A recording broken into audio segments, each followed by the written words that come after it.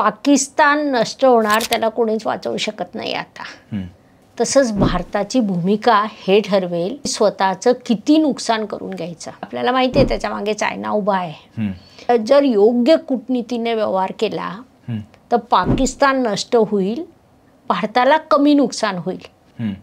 आता जर तुम्ही डायरेक्ट युद्धाला गेलात तर मे बी डायरेक्ट युद्ध होऊ शकतं, पण ते युद्ध दीर्घकाळ चालेल आणि दीर्घकाळ भारताला ती किंमत मोजत राहावी लागेल. असं आता एक छान येतंय ते पाण्याचं, त्यांच्या गळा दाबल्यासारखंच चाललं ते. अशा जर काही कूटनीतीच्या स्टेप्स वापरल्या की तिथल्या पब्लिकने आक्रोश करून उभं राहावं की आम्हाला हे नकोच आहे, पण अशा पद्धतीने जेव्हा पब्लिकमधून आक्रोश येईल त्यांचं पाणी थांबल्यावर किंवा अशा वेगवेगळ्या कूटनीतीच्या स्टेप्स वापरल्यावर तेव्हा भारत कमी नुकसान करत यशस्वी होऊ शकतो.